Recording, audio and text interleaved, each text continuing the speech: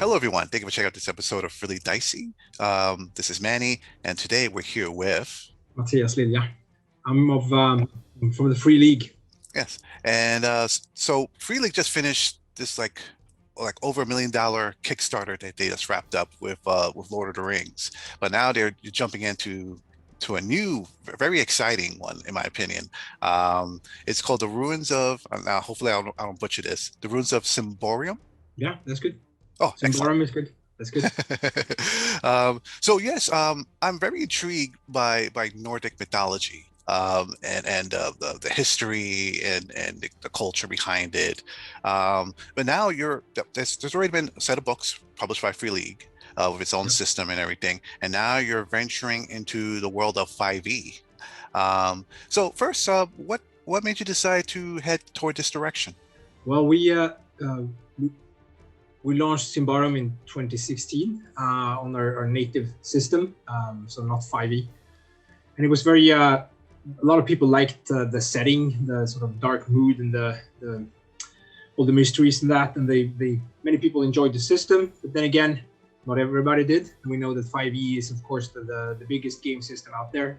5e is actually, I love that system too. I play D&D a lot, and we felt that we could migrate the world and still stay true to the soul of the game and use the 5e mechanics instead to make it more accessible to people who don't want to change rule systems just because they want to try out a new setting.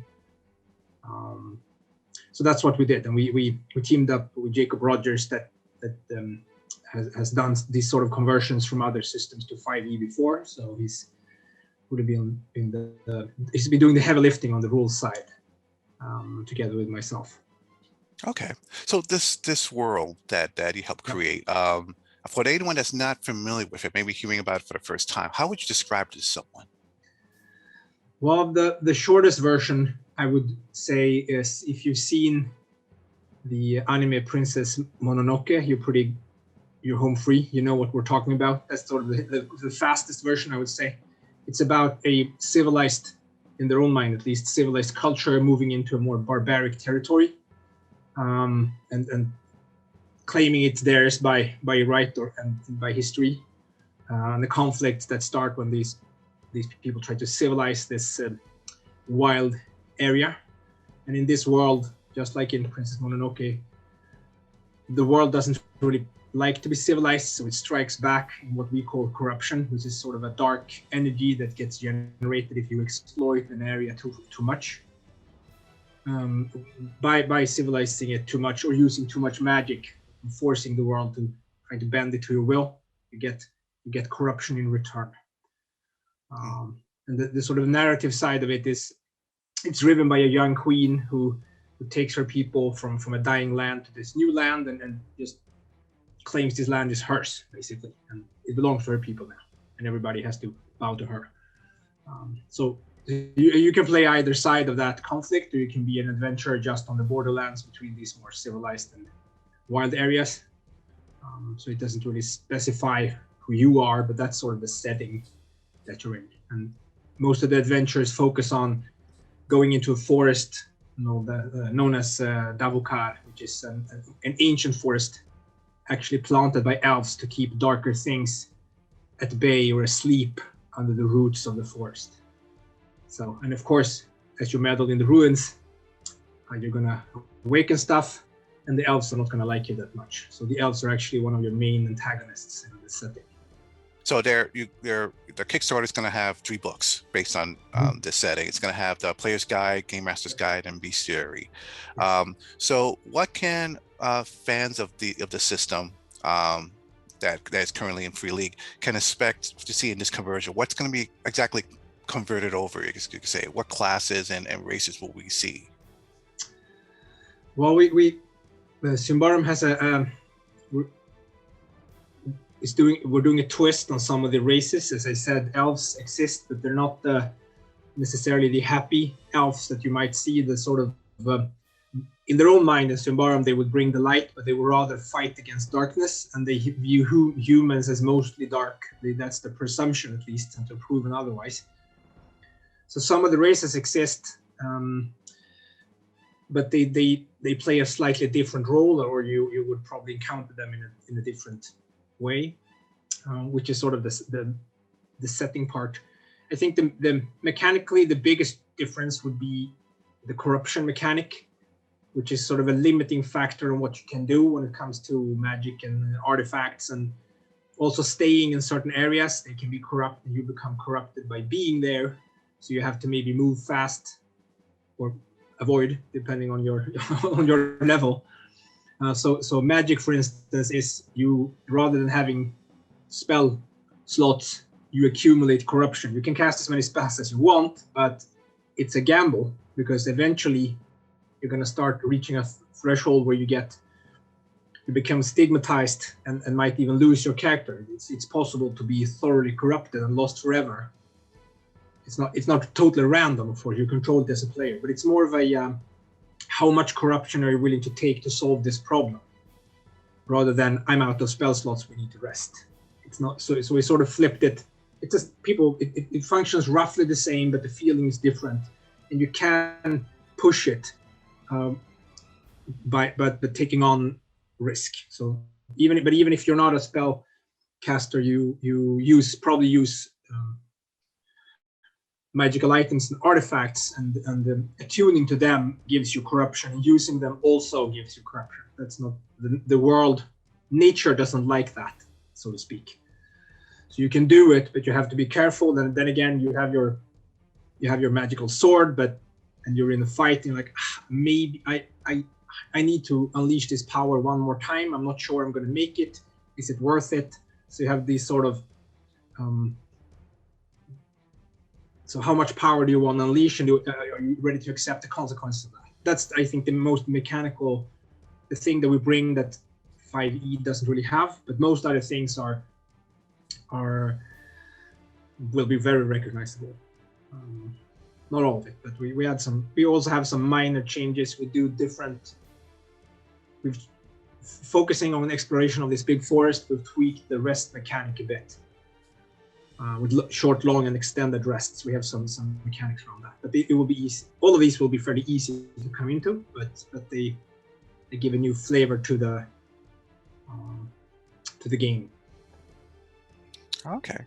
Now, does the Game Masters guide that you're making for this, will it help Game Masters develop the feel of the setting? Because I mean, the setting itself it's a bit of horror, a bit of mystery, and it's very different thing, in my opinion, than a very typical D&D campaign where you're just going off and adventuring and exploring dungeons. Does the guide help out with that? That's the idea, of course, and I think we have good chapters on how to play the game in a way that makes the setting come alive. We built it modularly, so you can take parts of it to your home campaign if you want to, but if you want to stay in the Symbaroum setting, you have tools to help you as a DM present the world, and all the groups and all the things that happen you can use them to show the players that this world is not exactly the one you're used to. So that's part of it, and I think you asked for classes earlier, and they also go quite a long way of, you don't play. One of my favorites is you can come out of a you might be survivor of a cult. You've been a fanatical cult member, but you're no longer that. But you still have some traits, and you can tweak, and you can dip into the darkness if you want to do some stuff, or you can be, in other ways tied to the setting. And that really helps players to get in. You can see on your character sheet where you belong in this world. You maybe one of the origins we have is a changeling, which is basically the elves wanted to learn more about humans, so they took human children and left changeling in their place. So you can play either of those. You can be you can, and let's focus on the changeling. You grew up in a human family, and in your early teens it became obvious to your parents that you were not a human child, and some kept you, but most probably threw you out on the street, and you grew up in the woods with strangers or in the gutter. So and you can play this sort of an outcast type character that ties directly into the drama of the setting between the elves and the humans. And some of these themes can be dark, but you can play them in a more lighthearted way if you want to, or you can lean into the tragedy if that's your kind of thing, and you have the group, your players with you, and if that's where you want to go. Right? But it's not a requirement that it's a brooding and angst-driven game. But you can push it to in a lighter mood if you want to. But the themes are pretty. I'm not sure if mature is the right word, but we try to be. The world is more complex and it's interwoven in a way that usually when you play 5e, it's not. So your Beastiary, is there anything you can tease us with about what type of creatures we may see in this book? We imagine that the creatures, the idea of the game world is that humans are not native. They have arrived, humanity as a whole has arrived in an earlier phase and possibly brought corruption here, or at least made it worse by the way humans do things. And some of the older sort of origins, you have elves, you have trolls.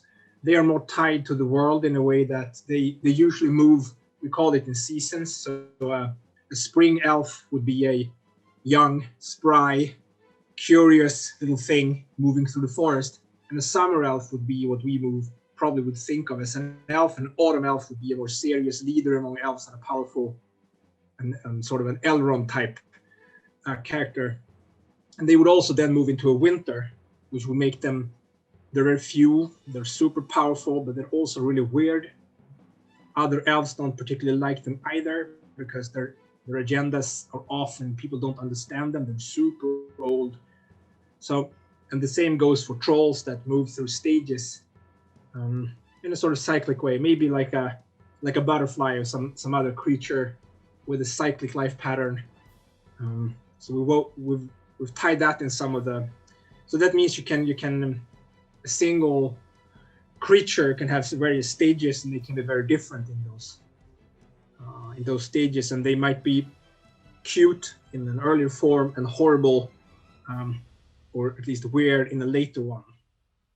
So that's some of the things that might come out of the cultured origins. And of course, we have creatures of pure corruption, more or less, that can come. That I think people would, and they're more our own twist of creature that you could see in 5e. They would fit in a 5e campaign, but they would be more aberrations, I guess, would be the word. Oh, okay. Oh, interesting. So what stretch goals do you have planned for this Kickstarter? Well, the ones that we know of is, of course, game aids that we know people like would be, I guess, maps or other things of that nature that would help a lot. It might not make sense to have them in the core book, but have them as stretch goals. We want to make sure that if this goes well, we want people to get all the 3 books, but also have considerable amount of adventures that can help them maybe get started, but hopefully also get pretty far into their careers, at least the first playthrough of a character. So it depends on how much people will. If people are as excited by this as we are, it will be a lot of cool stuff. But we have some stuff planned, but it's always it's a balancing act. It's easy to overpromise. We've done a dozen successful Kickstarters in free leagues, so we started to know somehow to do it right and not to make sure that we can deliver on what we promise, and it's not going to take years after it finishes. It has to be we prefer to make it tighter and deliver faster rather than have a long list of stuff that takes forever to deliver to fans. But a mix of play aids and adventures, and I'm pretty sure we have some ideas of classes, but we're not really sure, and also a couple of origins that might might not be for everybody's taste, but we'll probably put them as stretch goals and see if they excite people, rather than put them in the core book. That's where we have the ones that we're pretty sure people will want. So we're converting Symbaroum to the 5e rule set, sticking to the soul and the core of the game, but also of course using the fact that 5e is a very dynamic system. I've heard some comments say that people don't like 5e because it's restrictive, and I never really found that. I think it's one of the more flexible. A lot of people have done a lot of things with it, but the core mechanic is so simple that you can sort of fit it into a lot of things. So I think I'm really excited people are going to see. I mean, there is a trial version called The Promised Land on Drive-Thru RPG you can download already and see some of the early levels. And so it's our first, call it a trial balloon, that we got a lot of good feedback on if people are interested. We're going to link to it in the Kickstarter as well. So of course people can have a sensible, if you're not sure, you can see where it's going or heading, what we've done before, which is sort of the starting point from what we think to deliver. Thank you, sir, for taking the time to talk to us about this. I'm really excited about your campaign. And to our viewers out there, thank you for watching. Be safe and have a good day.